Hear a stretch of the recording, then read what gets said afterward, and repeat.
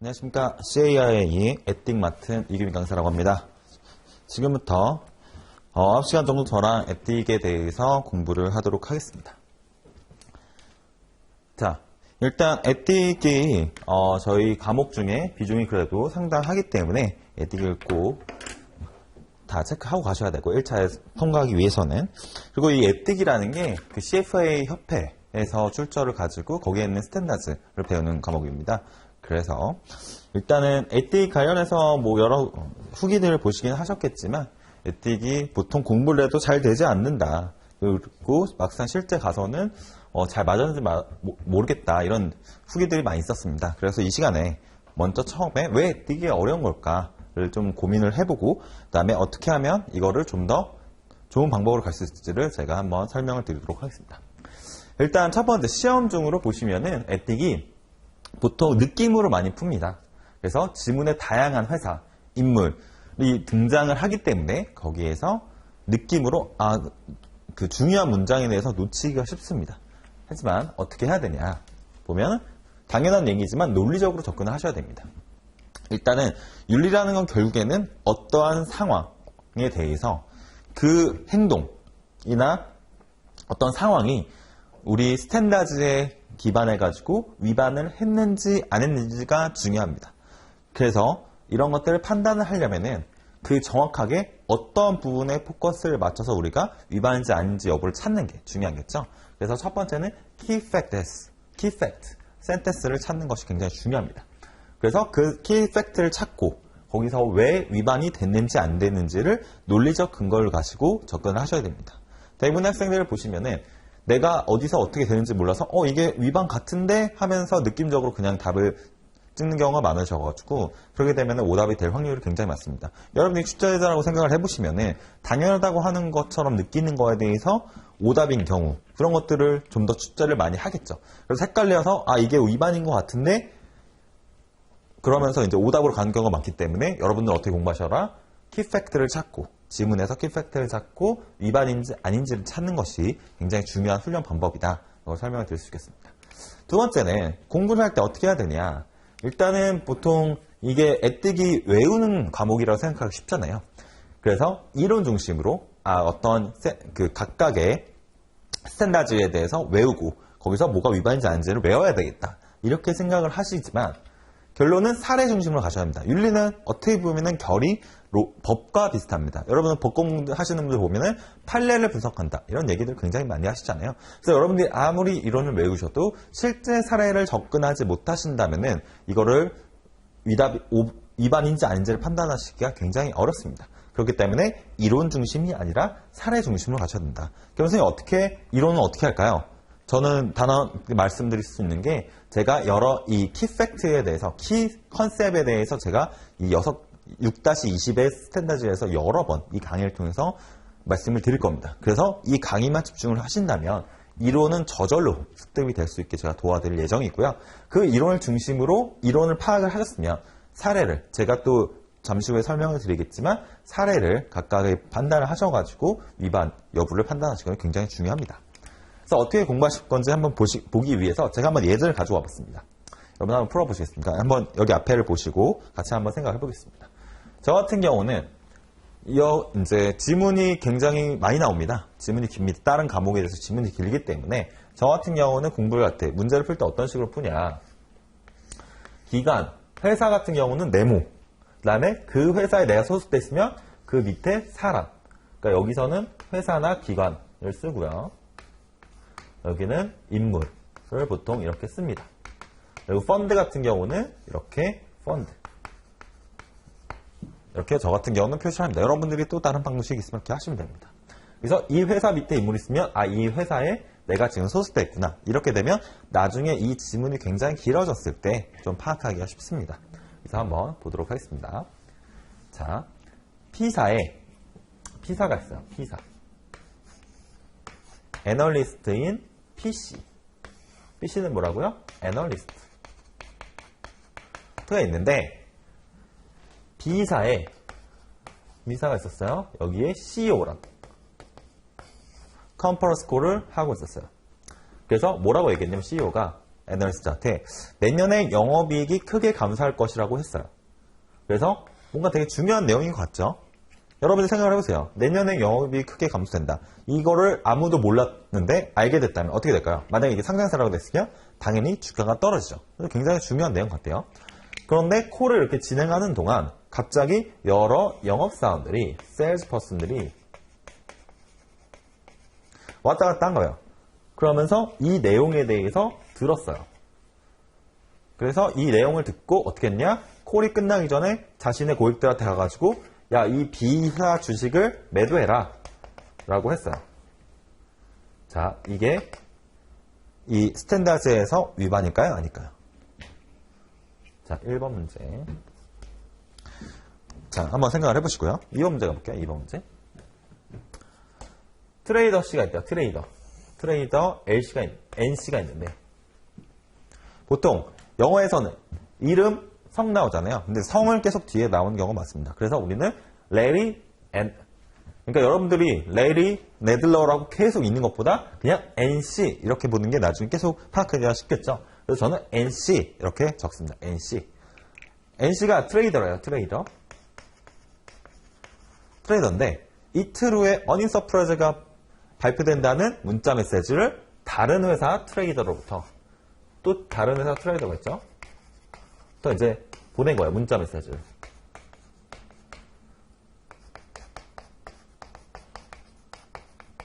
그래서 N은 이 얘기를 듣고 매니저로부터 수십만 주를 구매하는 주문을 받았대요. N은 발표 전에 아직까지 적극적으로 주문을 실행합니다. 그녀는 CNS를 위반했습니까? 자, 두 가지 1번과 2번의 예시가 있습니다. 여러분은 어떤 게 위반이고 어떤 게 스탠다드의 위반이 아닐까요? 자, 한번 생각을 해보시겠어요?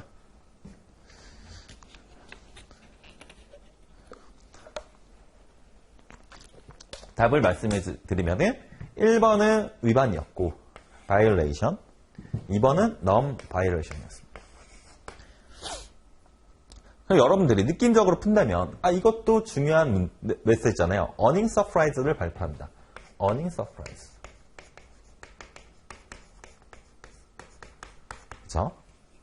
근데 뭔가 중요한 내용을 받아서 뭔가 액션을 했어요. 지금 액션. 그렇다면 둘 다 똑같이 중요한 내용인데 중요한 내용을 듣고 액션을 했는데 어디는 위반이고 어디는 왜 위반이 아닐까요? 이게 20가지, 총 서브 20가지 주제 중에 가장 어려운 문제입니다. 그래서 한번 제가 설명을 하고 한번 넘어가도록 하겠습니다. 이 주제는 뭐냐면 Material Non-Public Info라는 주제입니다. 두 번째 큰 대주제의 첫 번째 주제, 이게 A 주제인데요.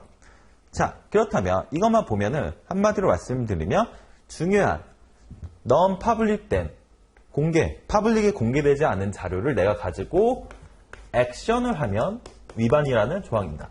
이런 생각을 해보세요, 여러분들이. 나 혼자 중요한 정보를 알고 있어요. 그런데 내가 많은 주식을 보유하고 A라는 주식에 대해서 내가 예를 들어서 20%의 주식을 가지고 있어요. 근데 이 중요한 정보를 나 혼자만 안 거예요. 내일 이 주가가 떨어질 거라는 내용을 나 혼자만 안 거예요. 나 혼자만 알고 이걸 혼자서 매도를 했어요. 중요한 정보를 듣고 나서. 그렇다면 예를 들어서 이 주식이 $100에 움직이고 있었는데 내가 20%니까 20%에서 매도해서 얼마나 떨어졌겠어요? 거의 하한가를 갔겠죠? 예를 들어서 $70 정도를 떨어졌어요. 그러면 나 혼자는 이득이고 이 나중에 이 소식을 퍼블릭에서 non-public에서 퍼블릭이 된 다음에 이 소식을 들은 사람들은 $100에 매도하지 못하고 $70에 매도할 수 있겠죠. 그러니까 누구는 이득을 보고 누구는 이득을 보지 못해 손해를 봤어요. 그렇다면 평등하지 못하잖아요. 내가 이 중요한 내부 정보를 공개되지 않은 정보를 알고 있으면서 누구는 이득을 보고 누구는 이득을 보지 못했다면 정보의 비대칭이 발생해서 이 어떤 캐피탈 마켓에 대해서 누군가 불이익을 받잖아요. 그래서 이러한 행동을 하지 말자는 게 이 A의 주제입니다. 그렇다면 이걸 판단을 할 거면 첫 번째 두 가지가 중요해요. Material 한지 안 한지, 그 다음에 Non-Public 한지 안 한지를 판단하셔야 됩니다. 그리고 이것뿐만 아니라 이걸 가지고 알고 있으면 문제가 아니에요. 이거 가지고 액션, 그러니까 매수 매도를 했다든지 누구한테 이 정보를 알려줬다든지 하는 이런 액션을 하면 그때 위반입니다. 자, 그렇다면 우리는 두 가지를 알아야 됩니다. 매트럴 한지 안 한지, non-public 한지. 자, 매트럴을 볼게요. 1번부터. 첫 번째는 누가 얘기했냐? 두 번째, 무엇을 얘기했냐? 이 두 가지가 중요합니다. 사실 1번에 해당하지는 않지만 절대적인 건 아니지만 2번이 더 절대적으로 보시면 될 것 같아요. 여기는 한마디로 가격에, 그러니까 우리는 쉽게 그냥 주가에 영향을 줄 수 있는 정보.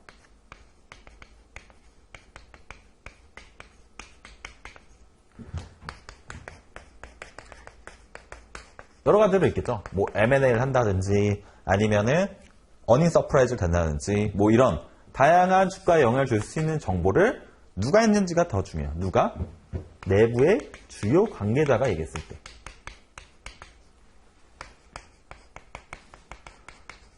혹은 famous analyst가 매수에서, 특히 매수에서 매도 의견으로 바꾸기 직전, 이런 내용들 다 주가에 영향을 줄 수가 있잖아요. 그렇죠? 예를 들어서 내가 아는 사람이 이 어닝 서프라이즈 된다는 걸 나한테 알렸어요. 그럼 중요할까요? 매트하지 않은 거죠. 왜냐면 내부 사람이 아니니까. 내부의 사람만이 그 내용을 알 수 있을 거 아니에요. 그렇죠? 이래서 결국에는 주가에 영향을 줄 수 있는 정보여야 됩니다. 그리고 두 번째, non-public 같은 경우는 그냥 여러분들 쉽게 생각하시면 될 것 같아요. 뭐 퍼블릭으로 모두 다 알 수 있는 상황, 마켓플레이스에서 누구나 다 알 수 있는 상황. 근데 컴퍼러스 같은 경우는 우리 애널리스트랑 CEO 간에만 대화를 했으니까 당연히 non-public이겠죠. 그렇죠? 그리고 문자 메시지도 당연히 non-public이겠죠. 그래서 이런 식으로 봤을 때 우리는 1번과 2번이 왜 위반인지 이제 파악을 할 수 있습니다. 왜 위반일까요? 왜 1번은 위반이고 2번은 왜 위반이 아닐까요? 자, 둘 다 중요한 정보는 맞습니다. 어닝 서프라이즈 중요한 정보이고 내년에 영업이익 감소할 거라 주가에 영향을 줄 수 있는 중요한 정보. 다 와세는 해당합니다. 하지만 그리고 둘 다 non-public이었죠. 근데 이 출처가 다르죠. 이 출처가 어떻게 다르죠? 1번은 CEO가 얘기했고 2번은 다른 트레이더가 얘기했습니다. 트레이더들끼리 얼마나 많은 내용들을 오고하겠어요. 근데 그게 이 회사의 내부 자료가 아닌 그냥 트레이더들끼리 갔던 내용이에요. 그러니까 매트럴하지 않은 자료가 되는 거예요. 그러니까 이 자체는 어닝 서프라이즈라는 내용 자체는 매트럴한 주가에 영향을 줄 수 있는 정보이긴 하지만 이걸 누가 얘기했어요? 트레이더가 얘기함으로써 중요도가 떨어진 거죠. 하지만 CEO가 얘기했다는 건 뭐예요? CEO가 당연히 중요한 거잖아요. 더군다나 내가 이거 가지고 액션한 것뿐만 아니라 다른 사람들이 액션하게끔 내가 제대로 파이어를 못 친 것까지도 위반입니다. 그래서 결국 매도까지 했잖아요. 그래서 이게 Material Non-Public Information의 위반입니다. 자, 여러 가지 어렵긴 했는데 결국 여러분들이 느낌적으로 푼다고 하면은 1번도 위반인 것 같고 2번도 위반이라고 생각을 하실 거예요. 하지만 실제로 내가 이렇게 내용을 알고 사례를 보면서 트레이더는 중요한 사람이 아니니까 Material Non-Public Information에 위반하지 않았구나. 이렇게 판단하실 수 있어야 되는 겁니다. 네, 이게 굉장히 중요한, 제일 가장 어려운 문제라고 생각하시면 되고 제가 이런 것들에 대해서 다 하나하나 잘 설명을 드리도록 하겠습니다. 자, 지금 헷갈리신다고 전혀 걱정하실 필요가 없습니다. 이 강의를 들으시면 충분히 다 따라오실 수 있게 제가 가이드를 드릴 예정입니다. 자, 그럼 저는 항상 공부를 할 때 어떻게 공부를 해야 합격할 수 있는지를 좀 설명을 드리는 편입니다. 자, CAI 보면은 강의 1회 들으시고요. 두 번째, 슈이저 한번 들으시고 강의 노트 1회도 하시면 될 것 같습니다. 제가 지금 올라온 게 강의 노트와 핸드아웃과 그 다음에 프랙티스 핸드북이라는 걸 올려놨습니다. 자, 그게 뭐냐? CFA 협회에서 2014년부터 지금까지 한 번도 개정되지 않은 프랙티스 핸드북이라는 자료가 있습니다. 이 자료는 뭐냐면 이 6가지, 우리 총 6가지 대주제에 20가지인데 20가지 서브 주제인데 이 주제들에 대해서 세부적으로 가이드랑 이렇게 행동해야 돼 라는 것과 핸드북은 그리고 여기에 또 예시가 들어가 있습니다. 예시, examples. 이게 몇 개냐? 206개를 줬어요. 여러분들 생각을 해보세요. 슈웨이저의 뭐 많은 예제들도 있지만 협회에서 14년부터 지금까지 아직도 바뀌지 않은 206가지의 예제가 있습니다. 협회에서 제안을 했습니다. 여러분 생각을 해보세요. 이 내용을 먼저 알고 가면 너무나 좋겠죠. 협회에서 2014년 동안 2014년부터 지금까지 바뀌지 않은 예제들이니까요. 그 예제가 너무 중요합니다. 그래서 근데 이 예제를 보시면은 막 17줄, 20줄 막 이렇게까지 긴 문제들이 있습니다. 그래서 저는 어떻게 했냐면 이거를 이 핸드아웃에 다 4, 5줄 안에 들어올 수 있도록 번역을 해놨습니다. 번역 및 요약을 해놓은 거죠. 그래서 여러분들이 이 강의 시간에 이 예제들을 다 같이 풀어볼 예정입니다. 그 다음 또 제가 그때그때 이제 이걸 다 풀어드리고 제 핸드아웃을 다 나간 다음에 슈웨이저에 있는 모듈 퀴즈를 29개를 풀어드릴 예정입니다. 이것도 같이 나갈 예정이고요. 그리고 이 프랙티스 핸드북의 또 뒤쪽에 이그샘플들이 있습니다. 근데 거기에 이제 원래 슈웨이저 원래 이 스탠다드는 7-20인데 CFP 협회에 대한 7-7번째 주제가 여기 CAI에서는 빠졌습니다. 그래서 그걸 제외한 35가지의 문제가 있습니다. 그래서 이번 시간에는 이 문제를 다 풀어드릴 예정입니다. 그래서 여러분들이 이 문제들을 다 맞출 수 있다면 충분히 고득점으로 갈 수 있다. 이렇게 말씀을 드릴 수 있고 그 다음에 이거는 저의 방법인데 오답 문제집을 만드셔야 됩니다. 오답 문제집. 이거에 대해서 한번 좀 설명을 드리도록 하겠습니다. 예를 들어서 여러분들이 지금 여기서 보면은 문제가 대략 한 270, 60, 70문제 정도 되잖아요. 그래서 1번부터 다른 것도 다 마찬가지입니다. 그래서 270문제가 있어요.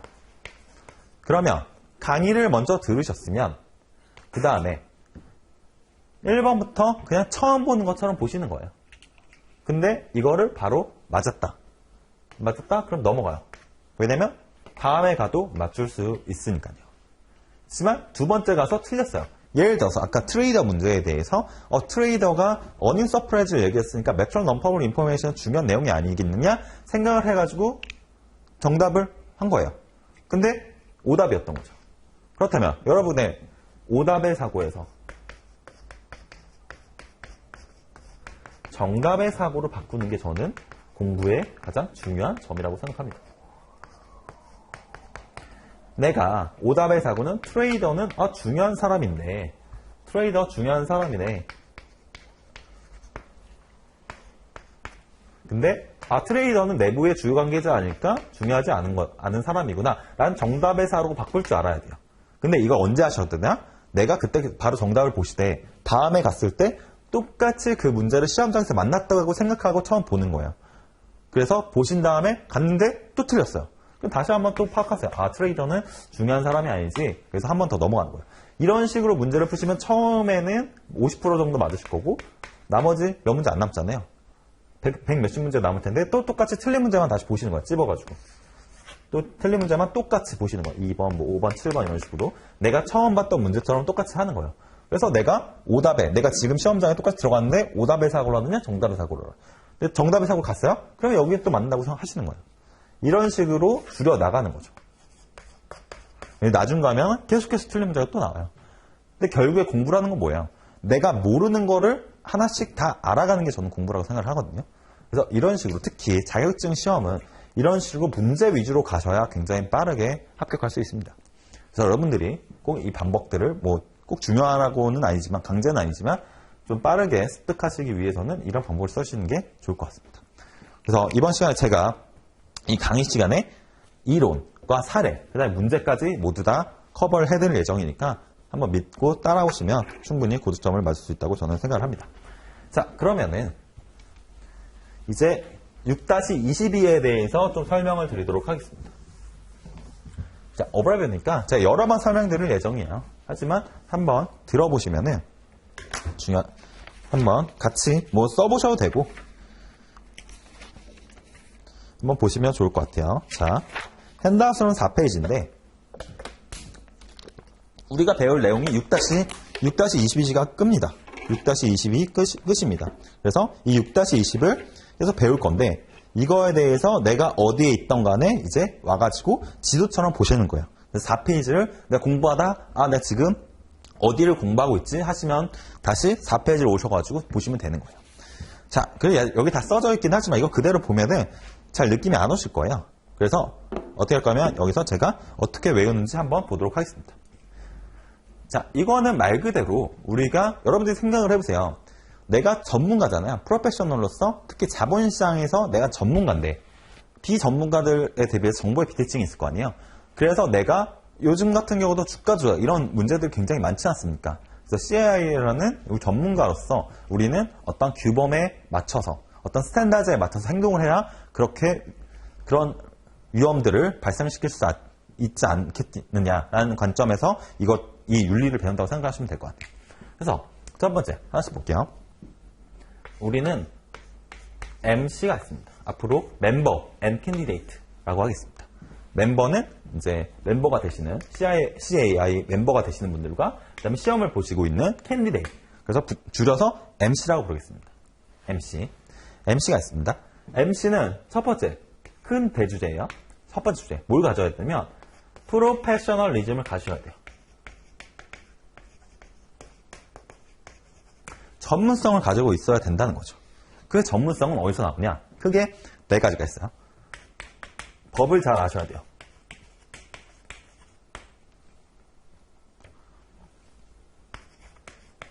법을 잘 아셔야 돼요.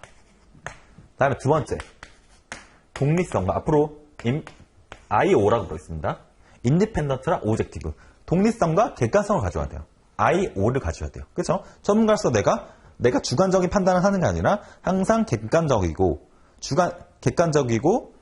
독립적인 사고를 다른 거에서 영향을 받지 않고 객관적이고 독립적인 사고를 하셔야 돼요. 그리고 세 번째는 우리가 다른 사람들한테 오해의 소지가 있는 표현을 하면 안 돼요. misrepresentation.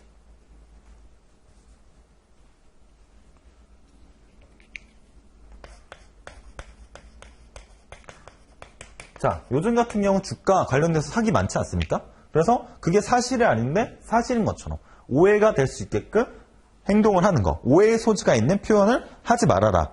이게 misrepresentation입니다. misconduct는 뭐냐면 여러 가지 법적인 문제도 다 포함이 되고요. 그러니까 한마디로 뭐냐?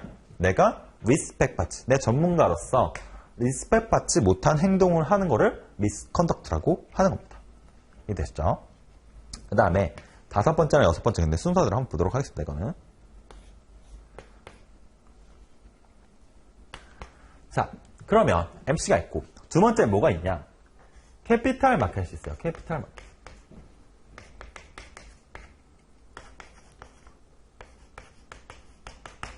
캐피탈 마켓은 뭐냐? 여러분들 아시는 주식시장 같은 걸 캐피탈 마켓이라고 해요. 자본시장이라고, 자본시장. 자본시장은 뭐죠? 주식이나 채권을 자유롭게 사고 파는 시장을 우리는 자본시장이라고 합니다. 이 자본시장에서 아까 두 번째 주제인데 뭐가 중요하냐? 인티그리티, 완결성이 중요해요. 왜냐? 아까처럼 누구는 이익을 보고 누구는 손해를 본다면 이게 완전한 완결성이 없고 불평등하잖아요. 그럼 시장 참여자들이 어떻게 생각하겠어요? 아, 내가 여기 가가지고 불평등을 받을 수도 있구나. 그러면 시장 참여자들의 참여가 그만큼 줄어들겠죠. 투명성이 적으니까. 그래서 이 캐피탈 마켓은 완전해야 되는 거예요. 그래야지 사람들이 누구나 와서 누구는 손해를 보고 누구는 누구는 해를 입는, 이익을 받는 이런 시장이 되면 안 된다는 거죠.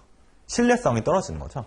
그래서 이게 뭐가 있냐? 첫 번째, 우리가 방금 배웠던 내용인 Material Non-Public Information, Material Non-Public Information을 액션하지 말아라. 그러면 내가 이걸 알았던 사람은 이익을 받고 몰랐던 사람은 손해를 받으니까 인티그리티가 떨어진다. 이렇게 생각하는 거예요. 그다음에 우리가 제일 많이 하는 Market Manipulation, 시장 조작, 주가 조작 이런 거 하지 말라는 거죠. 네. 그렇죠? 이해되시죠? 그 다음에 세 번째랑 네 번째는 어디냐? 우리가 돈을 주시는 분들이 있어요. 우리한테. MC한테 돈을 주시는 분들이 누가 있죠? 먼저 클라이언트가 있죠. 클라이언트들이 돈을 주시잖아요. 그 다음에 인플로이도 주시잖아요. 돈을 주시는 분은 우리 어떻게 해야 되냐? 세 번째 주제에 듀티를 가져야 돼요. 인플로이도 마찬가지로 듀티를 가져야 돼요.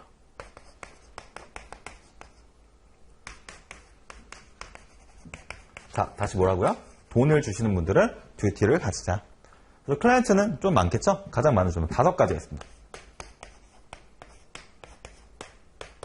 첫 번째, 듀티니까 로열티를 가져야 돼요. 로열티. 마찬가지로 듀티스 인플로니까 첫 번째, 다 로열티를 가져야 돼요. 이 로열티는 한마디로 뭐냐? MC가 있고 인플로이가 있고 클라이언트가 있어요. 기본을 말씀드리는 거예요. 그랬을 때 이 로열티는 뭐냐? 어떠한 선택의 과정이 있을 때 항상 이 순서대로 하라는 거예요. 클라이언트를 가장 우선, 그 다음에 인플로이어, 그 다음에 내가 우선이 돼야 된다. 이거죠. 그래서 이게 첫 번째가 주제가 로열티입니다. 로열티를 가지자. 클라이언트에 대한 로열티를 가지다. 그 다음에 클라이언트 간에 이제 MC와 클라이언트 관계에서 내가 로열티를 가져는 거고 클라이언트 간에 뭘 가져야 되냐? 페어 딜링을 가져야 돼요. 이게 무슨 말이냐? 나의 고객들이 여러 명일 거 아니에요. 그러면 그 여러 명의 고객들을 페어하게 딜링해야 된다는 거죠. 어느 특정 누구한테 이익이 가게 행동하면 안 된다는 거예요. 모든 고객을 공평하게 하자라는 게 페어 딜링입니다. C는 뭐냐? 수러빌리티를 해야 돼요. 그건 뭐냐? 어떤 고객이든지 각각의 상황과 리스크와 리턴에 대한 오브젝티브가 다 다릅니다. 리턴과 리스크에 대한 오브젝티브가 다른데 이거를 각각의 고객에게 맞게 리턴과 리스크 컨스트레인트를 파악해서 뭔가 추천을 하고 분석하자라는 게 수러빌리티입니다. 내가 고객한테 수러빌리티를 가졌다. 그 다음에 내가 성과가 나왔어요. 성과가 나왔을 때 퍼포먼스 프레젠테이션을 하는데 퍼포먼스 프레젠테이션을 하는데 객관적으로 하자. 내가 고객들한테 헷갈리게 좋은 쪽으로만 당연히 하고 싶을 거 아니에요? 내가 MC라면 성과를 더 부풀리고 싶은 욕망이 있을 것 같잖아요? 그렇게 하지 말고 객관적으로 어떤 기준에 의해서 하자는 게 퍼포먼스 프레젠테이션입니다. 그 다음에 E는 우리 고객들한테 항상 중요한 게 뭐겠어요? 컴퓨터 유지. 기밀 정보 같은 거 유지하자. 여기에 가장 중요한 거는 뭐냐면 고객의 아무리 좋은 의도를 할지라도 고객의 동의를 받지 않고 정보가 나가는 건 다 위반입니다. 이런 것들을 배우는 겁니다. 그 다음에 인플로이 끝났습니다. 5가지. 그 다음 인플로이는 뭐냐면 A 로열티, 두 번째는 추가 약정 보상. 한글로 써볼게요. 추가 약정 보상을 할 때, 그러니까 내가 예를 들어서 인플로이한테 바로 돈을 받는 게 아니라 예를 들어서 고객이나 혹은 제3자로부터 뭔가 보상을 받게 되는 상황이 있을 거잖아요. 그럴 때 어떻게 하는 거냐면 옆에다 적어두시면 좋을 것 같아요. 어떻게 하냐? 퍼미션을 받으셔야 돼요. 퍼미션. 누구로부터? 인플로이어부터. 그러니까 다시 한번 내가 클라이언트나 혹은 제3자한테 인플로이한테 돈 받는 거 외에 따로 뭔가를 받았어요. 그거 자체가 위반이냐? 라고 물어보면 위반이 아니라 퍼미션을 안 받으면 위반이다. 이렇게 생각하시면 될 것 같아요. 그래서 여러 가지 상황들이 발생하는데 좀 다시 한번 생각해보면 클라이언트한테는 보통 디스클로즈를 하는 거고요. 인플로이한테는 보통 퍼미션을 받는다. 이렇게 생각하시면 좋을 것 같아요. 이게 무슨 말이냐면 클라이언트는 우리가 다 한 명씩 찾아가서 중요한 문제가 있어요. 다 클라이언트한테 찾아가서 퍼미션을 받을 수가 없잖아요. 그래서 어떻게 하냐? 디스클로즈만 하시면 돼요. 중요한 변동사항 이런 것들 있을 때 클라이언트는 디스클로즈를 하시면 되고 제가 나중에 또 설명드릴게요. 인플로이한테는 웬만하면 퍼미션을 받자. 퍼미션. 그래서 추가 약정 보상 같은 것들이 있을 때 여러분들이 왜냐면 내가 인플로이가 받을 보상을 내가 뺏을 수도 있잖아요. 그렇지만 받아야 되는 상황도 있으니까 이거를 인플로이한테 뭐 하자? 퍼미션 받자. 퍼미션 받자. 이되시죠? 그 다음에 세 번째는 뭐가 있냐? 슈퍼바이저로서의 책임감. 이건 뭐냐? 내가 어떤 책임, 뭐 예를 들어서 팀장급이나 뭐 임원이 됐어요. 그럼 내 밑에 사람이 이런 다른 사항에 대해서 위반 사항이 있을 거 아니에요? 그럼 위반 사항을 못하도록 잘 막는 게 슈퍼바이저스 업무인데 그거를 그러니까 이렇게 생각하시면 돼요. 다른 모든 걸 위반이다? 그러면은 내가 슈퍼바이저로서 그러니까 내가 위치가 지문에 슈퍼바이저로서 나왔어요. 근데 밑에 누군가가 잘못했어요. 그럼 나는 뭘 위반일까요? 슈퍼바이저로서의 위반이죠. 왜? 다른 위반이 못 되게 내가 잘 막았었는데 못 막았으니까. 이렇게 생각을 하시면 될 것 같아요. 자, 여기까지가 4번째까지 주제였고 5번째 다시 넘어가서 MC로 다시 넘어갑니다. 5번째 주제. 프로페셔널리즘 보여오셨고 5번째. 투자에 대해서 RAA. 자, 추천, recommendation, 그 다음에 analysis, 분석, 그 다음에 action, 할 때 잘하자. 그러니까 내가 MC로서 고객들한테 투자를 추천하고 분석해주고 애널리스트로서 또 트레이딩 같은 액션을 해주는 RAA를 할 때 어떻게 해야 되냐면 첫 번째, 열심히 해야 된다. reasonable and diligence라고 하거든요. 앞으로 R&D라고 할게요. 열심히 하자. 열심히. 자, 여기서 하는 가지 중요한 게 뭐냐면 열심히 했는지 안 했는지 여러분들 어떻게 보겠어요? 그거를 그러면 저는 오답으로 좀 생각을 합니다. 예를 들어서 어떤 상황을 판단해야 되는 게 있어요. 누구를 선택해야 되는 상황이 있어요. 예를 들어서 내가 펀드 매니저들을 선택해야 되는 상황이 있어요. 국민연금인데 펀드 매니저들을 선택해야 하는 상황이 있어요. 그랬을 때 R&D를 못한 상황이 뭐냐면 아예 어떤 게 좋다고 아예 안 보거나 또는 뭐 예를 들어서 가격이 싸네요. 수수료가 싸네요. 하면서 그거 한 가지 부분만 보고 결정을 하거나 아니면 누군가한테 베네핏을 받고 하거나 이런 경우를 다 위반이라고 하면 됩니다. 제가 또 설명을 드리겠지만 R&D는 뭐라고요? 내가 열심히 안 본 건데 열심히 안 봤는지 못 봤는지 여러분들이 다 알 수는 없잖아요. 그래서 차라리 오답으로 생각을 해보시면 아예 안 보거나 파절하게 보거나 베네핏 받고 하면 위반이다. 이렇게 생각하시면 될 것 같아요. 이해되셨죠?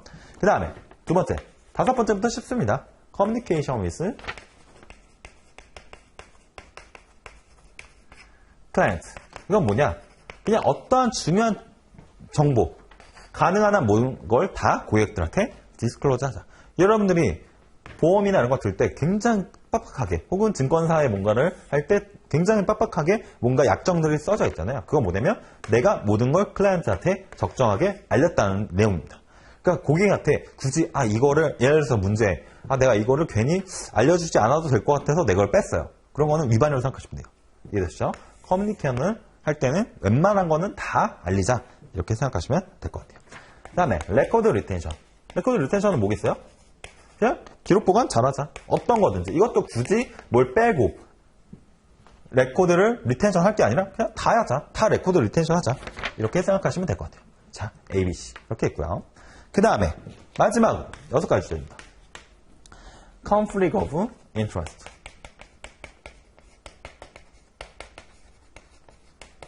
자, 이건 뭐냐면 예를 들어서 여러분들이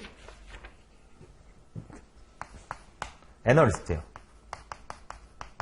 애널리스트인데 어떤 A라는 회사에 대해서 내가 분석을 하고 있어요. 레포트를 쓰고 있어요. 커버하고 있다고 하죠. 커버. 근데 내가 이 A 회사의 주식도 가지고 있어요. 그럼 생각을 해보세요. 내가 인터레스트, 나의 이익이 다른 거예요. 첫 번째 이익은 뭐예요? 내가 이 A에 대해서 애널리스트로서 잘 분석할 인터레스트. 두 번째 인터레스트는 뭐예요? 내가 A 주식을 보유하고 있으니까 이 주식이 올랐으면 좋겠는 인터레스트. 1은 뭐 해야 돼요? 객관적으로 잘 분석해야 되는데 2는 객관적이지 못하겠죠. 왜냐면 A 주식이 올라가야 나한테 좋으니까. 이런 인터레스트들이 컨플릭트 되는 상황이 발생하는 거예요. 그러니까 이 각각의 인터레스트가 지금 컨플릭트 되고 있잖아요. 그럴 때 어떻게 하냐? 컨플릭트 되는 상황을 가져가면 안 된다라는 게 아니라 이 한마디로 어떻게 정의할 수 있냐? 디스클로즈 잘하자. 그러니까 아까 같은 상황 같은 경우도 컨플릭이 발생을 하지만 컨플릭이 발생한 상황 자체가 내가 A 주식을 가지고 있는 것 자체가 위반이 아니에요. 어떤 게 위반이요? 디스클로즈를 안 했을 때 위반인 거예요. 이해되시죠? 두 번째, priority transaction. 내가 트랜잭션 할 때, 내가 거래를 할 때 아까 말씀드렸죠? 가장 우선이 누구야? 고객. 그 다음에 인플로이어. 그 다음에 나. 이렇게 가는 거죠. 이해되시죠? 그 다음에 C는 referral fee. 추천 수수료. 추천 수수료도 뭐냐? 디스클로즈 잘하잖아요. 추천 수수료. referral fee. 추천 수수료 여기서 한번 설명을 해볼게요. 추천 수수료. 예를 들어서 내가 A사예요. 그래서 B사가 보험사인데 예를 들어서 보험사라고 해볼게요. 내가 우리 고객이 있는데 이 클라이언트한테 B사 주식을 추천해 주는 거야. B사 주식 추천.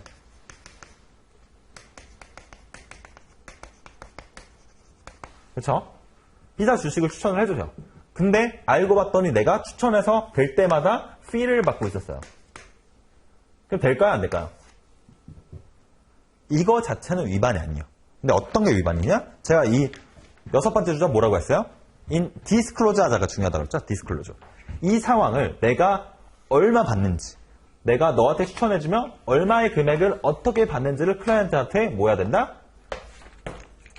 디스클로즈 하셔야 돼요. 디스클로즈.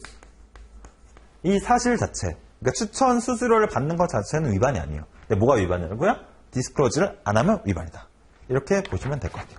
그렇게 해서 6가지의 큰 주제와 20가지의 서브 섹션에 대해서 제가 간략하게 좀 설명을 드렸습니다.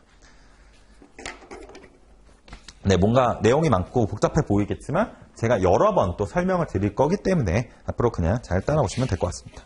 그래서 이제 좀 글씨가 좀 잘 안 보이실 수 있으니까 4페이지에 대해서 다 칠판에 한번 다시 말씀을 드리겠습니다. 자, 뭐가 있다고요? 첫 번째, MC가 있다고요. MC는 뭘 가져야 돼요? 프로페셔널리즘을 가져야 돼요. 그래서 프로페셔널리즘은 크게 4가지. 뭐예요? 법을 잘 알고, IO에 행동하고, 객관적으로 독립적으로, 그리고 이상한 말 하지 말고, 오해의 소지가 있는 표현하지 말고, misrepresentation. 그 다음에 misconduct. 오해의 소지가 있는 표현하지 말자. misconduct는 C가 오해의 소지가 있는 표현이고, D는 뭐예요? 내가 리스펙트 못하는 행동을 하는 거예요. 근데 항상 이렇게 생각하시면 돼요. 예외를 항상 기억하시면 좋을 것 같아요. misconduct는 뭐냐? 예를 들어서 모든 법적인 처벌이 다 misconduct일까요? 그렇지 않습니다.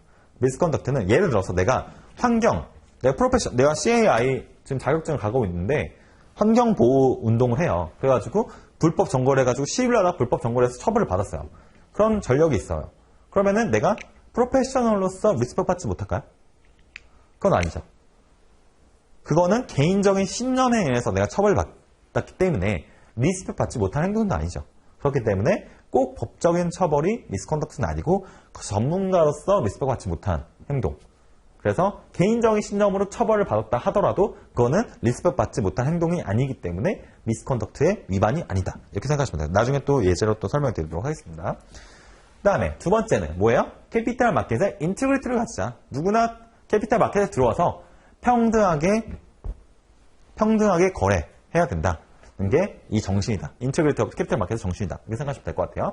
첫 번째 뭐라고요? 매트럴 non-public information. 두 번째 뭐예요? 시장 조작하는, 주가 조작하는 마켓 매니플레이션 하지 말자. 그 다음에 돈을 주시는 분들 있죠.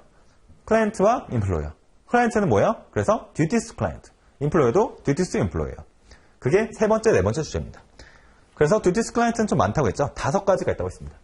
듀티니까 로열티를 가지고, 그리고 고객들 간에 페어하게 공정하게 딜링해주고, 세 번째는 고객의 특성에 맞게 리턴과 리스크, 컨스트레인을 파악을 해서 추천, RAA 하자. 추천하고 분석하고 액션 해주자는 게 수로빌리티고, 내가 어떤 성과, MC로서 혹은 우리 회사가 퍼포먼스가 났을 때 그 퍼포먼스를 잘 객관적으로 고객들한테 알려주자. 그리고 이는 뭐예요? 고객의 컨피 유지 잘하자. 어떠한 정보, 어떠한 동의 없이 정보를 외부로 유출하면 안 된다. 라는 게 컨피 유지였습니다. 인플로이는 당연히 또 돈을 주시는 분이니까 듀티다. 당연히 듀티니까 로열티를 가져야 되고, 그리고 B, 추가 보상 약정. 내가 인플로이랑 계약된 연봉 외에 고객이나 혹은 제3자로서 뭔가 보상을 받을 때 뭐 하라고요? 퍼미션 받아야 된다. 그 다음에 다른 모든 사항들이 내가 슈퍼바이저인데 위반이 발생했다? 뭐가 슈퍼바이저로서 위반이다. 이렇게 생각하시면 되고, 그 다음 멤버로서 5번째 뭐예요? RAA, 분석하고 추천하고 트레이딩, 액션 같은 거 할 때 뭐에 어떻게 행동해야 된다? 첫 번째, R&D로 열심히 다 해야 된다. 아예 안 보거나 파셜하게 보거나 베니핏 받고 행동하면 안 된다. 커뮤니케이션이랑 레코드 리텐션 둘 다 뭐예요? 가능하면 다 하자. 가능하면 모든 정보 클라이언트한테 공개하고, 가능한 모든 정보 다 보관하자. 이렇게 생각하시면 될 것 같아요. 그 다음에 6번째 마지막 주제, conflict of interest 한마디로 뭐로 표현하려고요? 디스클로즈 하자. 뭔가 나의 어떤 인트러스트 간의 컨플릭이 발생했을 때 뭐 하자고요? 디스클로즈 하자는 거예요. 그리고 레퍼럴 피, 추천 수료 받을 때 뭐라고요? 디스클로즈 하자고요. A랑 B 다 합쳐서 뭐라고요? 디스클로즈요. 디스클로즈. 이해되시죠? 그리고 프라임 트랜잭션은 이거는 설명 안 드렸으니까 한번 들어보겠습니다. 그러니까 결국에 내가 트레이딩을 할 때 누구를 우선시 할 거냐라는 거예요. 그래서 예를 들어서 하나 설명을 해볼게요. 여러분들이 IPO를 한다고 생각해보세요. IPO 할 때 이제 보통 청약을 할 거 아니에요. 청약 경쟁률이 발생을 할 거 아니에요. 처음에 주식을 상장하는 기업 공개 과정이니까요. 근데 예를 들어서 청약을 한다고 하는데 서브스크라이버 한다고 청약한다고 하는데 이 청약이 너무 인기가 많았어요. 그래서 오버 서브스크라이브 됐어요. 그러니까 IPO가 너무 흥행해가지고 누구나 다 받으려고 해요. 자, 그렇다면 이 트랜잭션, 이게 또 트레이딩이잖아요. 매수를 시켜주는 거니까 이 관점에서 오버 서브스크라이브 됐는데 한 주라도 나한테 배정하면 위반일까요? 아닐까요? 그러니까 주식을 청약을 하는데 나한테 한 주라도 배정하면 위반일까요? 아닐까요? 위반입니다. 왜요? 클라이언트가 가장 돼야 된다고 아까 말씀드렸잖아요. 그 다음에 엠플로이어잖아요. 근데 이 오버 서브스크라이브 되는 상황은 결국에는 모두가 다 청약을 받고 싶은 상황이에요. 근데 고객들한테 먼저 가지 않고 나한테 갔다는 건 내가 먼저 우선 됐다는 거잖아요. 그러면 위반이 나는 거죠. 이런 것들을 하는 게 프라이러브 트랜잭션이다 라고 생각하시면 될 거예요. 나와 클라이언트 중에 누가 먼저 거래를 할 것이냐에 대한 문제다 라고 생각하시면 될 것 같습니다. 자, 이렇게 해서 개괄적으로 한번 봤고요. 이걸 뭐 한글로 좀 참고하시라고 한글로 넣어드렸으니까요. 내가 마음에 딱 이 단어가 안 와닿는다 하면은 한글도 같이 한번 봐주시면 좋을 것 같습니다.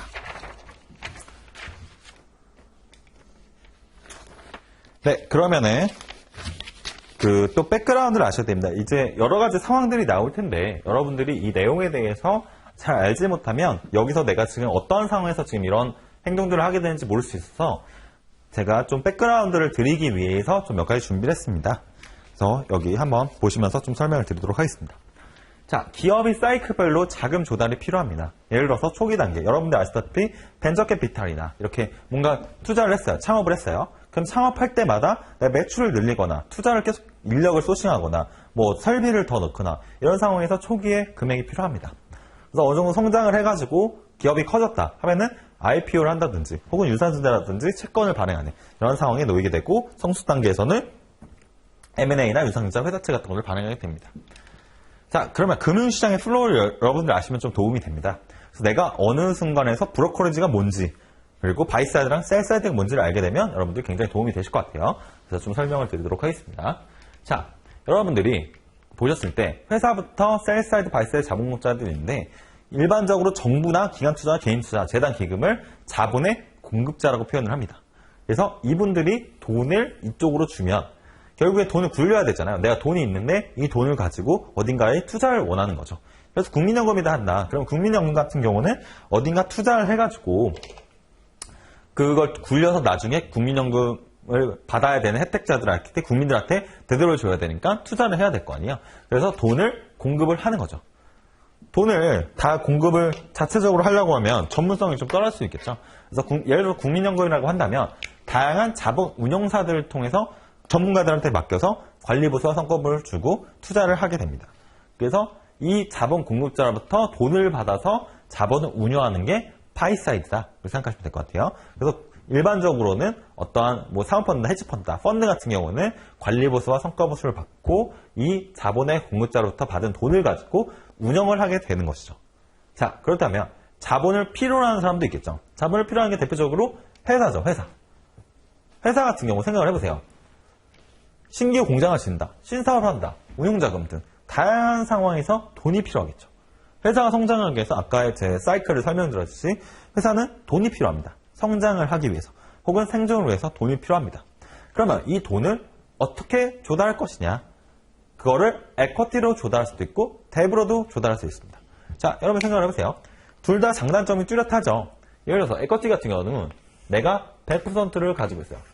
내가 오너인데 100%의 주식을 가지고 있어요.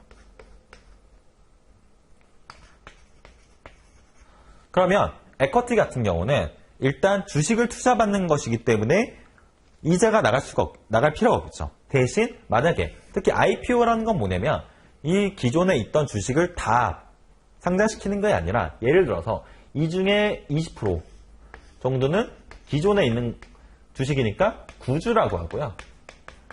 또 신주를 한 20% 정도 발행을 해가지고 신주를 발행하게 됩니다. 이 두 개를 합쳐가지고 IPO를 해서 이 상품화 시킨 다음에 시장에서 매수 매도를 할 수 있게 상장을 시키는 거를 우리는 IPO라고 합니다. 그렇다면 에쿼티 같은 경우는 어떻게 써요? 돈이 필요해서 구주는 당연히 원래 오너한테 돈이 들어갈 거고 신주는 회사로 돈이 들어가서 이런 신규 공장, 신사, 운영자금 등 다양한 상황에서 자금을 조달하게 됩니다. 자, 그러면 당연히 장점은 뭐겠어요? 이자가 발생하지 않겠죠? 이자 발생이 되지 않겠죠? 하지만 단점 뭐겠어요? 단점은 내가 주식수가 희석되겠죠. 원래는 내가 100%였는데 지금은 120% 중에 주식이 원래 100%에서 어떻게 되죠? 지금 오너 입장에서 120분의 80%로 줄어듭니다. 그렇게 되죠? 그럼 나중에 내가 뭐 배당을 받는다든지 이거에 맞춰서 원래 100%를 다 받았어야 되는데 배당을 그만큼 덜 받겠죠. 혹은 주식을 매각한다고 했을 때 이 주식수만큼 덜 받겠죠. 이러한 장단점이 뚜렷하게 됩니다. 주식 희석된다. 주식의 가치가 희석된다. 반대로 뎁은 반대겠죠. 이게 에쿼티를 통한 조달에 대한 장점과 단점. 그리고 뎁 조달은 뭐예요? 반대로 이자가 발생하겠죠. 근데 주식 희석은 안 되겠죠. 이러한 장단점이 있기 때문에 각각의 상황별로 우리 회사는 조달을 하게 됩니다. 그렇다면 여러분 생각해보세요. 이분들이 매번 주식시장에 조달을 하지 않아요. 예를 들어서 한국거래소에 상장을 한다고 했을 때 얼마나 복잡하겠어요. 그런 것들을 중간에서 상품화 시켜주는 게 우리 브로커리지 펌에서 하는 일입니다. 그래서 우리가 여러분들 IB라고 하면 이런 브로커리지를 한다 생각하시면 돼요. IB 부서에서는 인베스트먼트 뱅킹인데 이런 에쿼티나 뎁을 상품화시켜서 이런 자본 운영, 바이사이드한테 넘기는 작업을 하는 게 우리는 셀사이드라. 그러니까 상품을 에쿼티나 뎁의 상품을 바이사이드한테 파는 거잖아요. 그래서 셀사이드 혹은 브로커리지 펌, 증권사라고 합니다. 본인들의 상품을 파는 게 아니라 코퍼레이트의 회사를 중개해가지고 매수 매도를 시켜주는 거기 때문에 브로커리지 펌이라고도 합니다. 그래서 우리가 IBD 부서라고 한다면 보통 프라이머리 마켓과 세컨더리 마켓이 있습니다. 프라이머리 마켓은 뭐냐면 발행시장. 그러니까 처음 이 시장에 나와 있지 않는 상품을 만들어서 발행시키는 거를 우린 프라머리라고 하고요. 이미 발행된 거를 가지고 뭐 예를 들어서 매수 매도가 너무 크다 했을 때 브로커지를 통해서 중간에서 유통해 줄 수도 있겠죠. 트레이딩을 통해서 이런 것들을 하는 게 세컨더리 마켓입니다. 이거를 처음에 프라이머리 마켓으로 만들어서 사모펀드나 헤지펀드에 넘기면 이걸 가지고 왔다 갔다 하면서 이 세컨더리 이미 발행된 상품을 가지고 주식을 갖다 했을 때 여기 안에서 또 사고 판매할 수 있잖아요. 그거를 세컨더리 마켓이다. 그리고 브로커리지 펌에 보통 미들로 리서치 부서가 있죠. 에쿼티 주식을 분석하는 부서, 채권을 분석하서가 별도로 따로 있죠. 그래서 미들이 있고 백은 뭐 HR나 재무기획 이런 것도 있습니다. 그래서 금융시장의 플로우를 이해를 한다면 여러분들이 훨씬 더 이것들을 이해하는 데 도움이 될 것입니다. 그래서 다음 시간에 좀 더 다양하게 자세하게 좀 더 알아보도록 하겠습니다.